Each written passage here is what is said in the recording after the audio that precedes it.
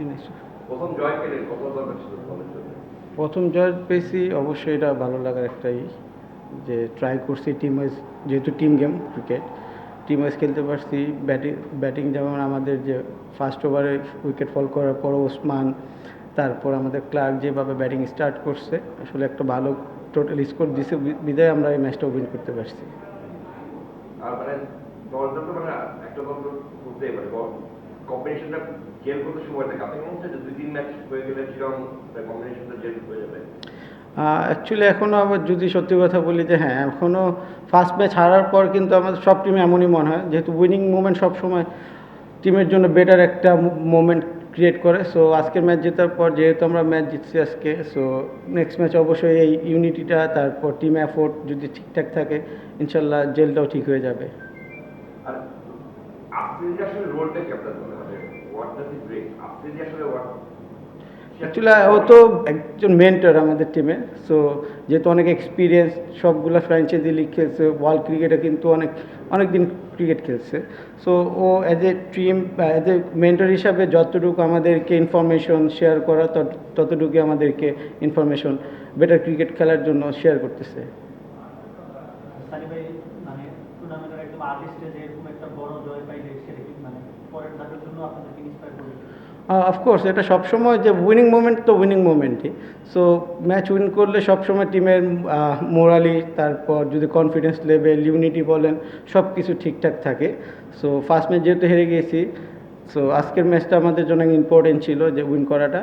আলহামদুলিল্লাহ আমাদের সবার টিম এফোর্ট এবং সবার যার যার জায়গায় বেস্ট খেলাতে আমরা উইন করছি। আপনি নিজেও খুব ভালো করেছেন, মানে 4 ওভারে একটা মেরিনো আছে, 3 উইকেট পাইছেন, মানে নিজের বোলিংটা নিয়ে কথা বলেছেন। না, আলহামদুলিল্লাহ উপরওয়ালার কাছে যে আমি আমার যে প্ল্যান ছিল, প্ল্যান ওয়াইজ আমি বোলিং করতে পারছি, আমার টিমের জন্য আমি কন্ট্রিবিউশন করছি।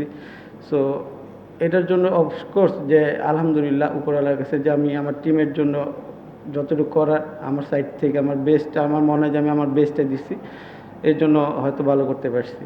সানি ভাই, আপনাদের ওসমান যখন সেঞ্চুরিটা করে তার পাশাপাশি ক্লাব মানে ওকে অনেক ভালো তাদের 200-র উপরে আপনাদের স্কোরটা হয়। এরপর আমরা দেখছি রাজশাহীর ব্যাটিংটা আমরা দেখলাম টপ অর্ডারের দিকে ওরা খুব ভালো ব্যাটিং করে, ওইটাতে আপনারা খুব ভালোভাবে মানে কি বলবো সামাল দিতে পারছেন, তাতে করে 100 রানের ব্যবধান, 105 রানের ব্যবধানে ম্যাচটা জিতছে। এটা কি বলারদের জন্য একটা মানে চাপ কম হয়ে গেল কিনা যখন বড় স্কোরটা হয়? অফকোর্স বলারদের জন্য তো যখন বোর্ডে যখন বড় একটা বিগ স্কোর থাকে, আমাদের জন্য তো অফকোর্স এটা একটা যে একটু চাপটা কম থাকে। আর যেহেতু ওদের স্টার্টিং কিন্তু খুব ভালো করছে পাওয়ার প্লে, তার T20 গেম এই শর্টার ভার্সনে কিন্তু যে মেন খেলাটাই কিন্তু 6 ওভার উপর ডিপেন্ড করে। সো আমরা আমাদের প্রসেসে ছিলাম যে বলারদের যে হ্যাঁ, 1-2 ওভারের দিক থেকে হয়তো রান স্কোর হবেই।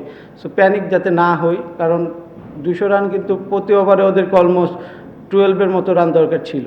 সো এটা এত ইজি না ক্রিকেটে, হয়তো 1-2 ওভারে হয়তো রান হইতেই পারে। সো আমরা আমাদের মতো জাস্ট কাম ছিলাম যে না হবে, 1-2 ভালো বল হলে উইকেট বেড়ে গেলে ওরা প্রেশারে পড়বে।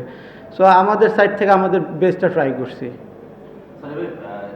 তাপমাত্রা প্রায় 15 ডিগ্রি সেলসিয়াস নেমে আসে, ফগি ওয়েদার, এরকম কন্ডিশনে 200+ রান করা, এবং যদি ওয়েদারটা এরকম না হতো তাহলে কি মানে আরো হাই স্কোরিং ম্যাচ হতো কিনা, অবশ্যই একটু ভালো করতে পারতো।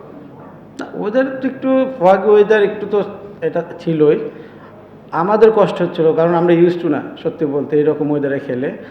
সো তারপরে অ্যাজ এ প্রফেশনাল ক্রিকেটার হিসাবে আমাদের তো খেলতেই হবে, যেহেতু এটাতে আমাদের কাজ। যতই ঠান্ডা লাগে তখন এই জিনিসগুলো আর কাজ করে না, তখন ফোকাসটা সবসময় অলওয়েজ বোলিংয়ের প্রতি, যার যার যে ডিপার্টমেন্ট সেটার প্রতি থাকে। যেটা বলছেন যে সানি ওয়েদার হলে মানে অপোনেন্টও ভালো করতে পারতো কিনা, ফ্ল্যাট লাইটেও মানে খেলা হচ্ছে দুপুরবেলা। না, এরকমটা না, আমার মনে হয় যে ওয়েদারটা কিন্তু দুপুর থেকে এরকম ছিল। এমন হয়তো যে দুপুরে যদি একটু রোদ থাকতো তাহলে একরকম ছিল, রাতে ফগে হয়েছে যে বোলিংয়ের জন্য একটু ডিফিকাল্টি, ডিউ যদি পড়ে তখন বল গ্রিপ করা ডিফিকাল্ট হয়ে যায়। বাট শুরু থেকে কিন্তু এমনই ছিল, সারাদিন হোল্ডে এমনই ছিল। এটা ডিপেন্ড করে আপনার যে ডিউটা থাকলে একরকম হয়, ডিউটা না থাকলে আরেক রকম। সানি ভাই, এমনি কি মনে হচ্ছিল যে অনেক বেশি ব্যাটিং ফ্রেন্ডলি উইকেট কিনা? আর একটা হচ্ছে যে আপনাদের রানের যে ফ্লোটা ছিল, মানে 16 ওভার পরে কি মনে হচ্ছিল কিনা যে দলীয় সংকট 250 হতে পারে আমাদের ড্রেসিং রুমে? না, ব্যাটিং অ্যাকচুয়ালি দেখেন আমাদের T20 গেমে কিন্তু 1-2 পার্টনারশিপে কিন্তু রানটা করে। সো যে যখন আমাদের সেট ব্যাটসম্যান আউট হয়ে গেছে তো তখন এক্সপেকটেশন কিন্তু তখন যদি বেশিও থাকে তখন ওটা পসিবল হয় না, কারণ একটা নতুন ব্যাটসম্যান গিয়ে রান করা এত ইজি না, টি-20 এত শর্টার ভার্সনে এত ইজি হয় না তখন।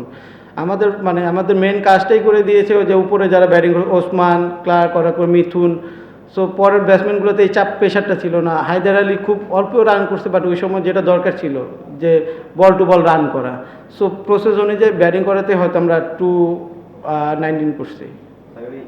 আপনার বোলিং নিয়ে একটু জানতে চাচ্ছিলাম। আমরা সাধারণত আপনাকে যে ক্যারেক্টারে বল করতে দেখি, মনে হয়েছে যে হচ্ছে কি আপনি হয়তোবা ABPL এর আগে কিছুটা আপনার বোলিং নিয়ে একটু এক্সট্রা কাজ করেছেন, স্কিপ করানোর ক্ষেত্রে কিংবা বল একটু কুইকার ডেলিভারি গুলোর ক্ষেত্রে, যদি সেই বিষয়ে একটু বলেন। কারণ আপনার রিদমটা নিয়েও যদি একটু বলেন, লাস্ট সিজন এই সিজন কম্পারেটিভ পার্থক্যটা কি? ম্যাসিভ কোনো চেঞ্জেস নাই, বাট টি-20 গেমে শুধু এটাই বলবো যে একই টাইপের বোলিং করা আসলে ইজি না বলতে যে ব্যাটসম্যানের জন্য ইজিয়ার হয়ে যায়। সো এর জন্য আপনার পেস ভেরিয়েশন বলেন, তারপর যদি ক্রিজ ইউজ করা বলেন, সেইগুলো নিয়ে ফোকাস বেশি ছিলাম। আর ব্যাটসম্যান রিড করে এক সিমিলার বলতে আসলে পসিবল না, সবার ফুটওয়ার্ক বলেন এক হয় না। সো ট্রাই করছি যে যার উইক জোন যেটা বা যে খেলতে মানে স্ট্রং জোনটাতে যাতে বোলিং না করতে পারে ওইটা নিয়ে কাজ করছি। আপনি প্লেয়ার্স ড্রাফটে সিরিয়াস সাইজ ছিলেন, পরে মিউচুয়াল এগ্রিমেন্টে টর্নেডো নিশ্চয়ই প্রত্যাশা থেকে আসলে আপনাকে দলে নিয়েছে, এবং সেই প্রত্যাশা আসলে আপনি চাপ গ্রহণ করে বিষয়টা আসলে আপনি কিভাবে দেখেন? না, অ্যাকচুয়ালি অ্যাজ এ প্লেয়ার কিন্তু আমি যেহেতু সিলেটের প্লেয়ার ছিলাম, ড্রাফট থেকে নিয়েছে, সো এটাতে কিন্তু আমি হয়তো সিলেটের হয়ে খেলতাম।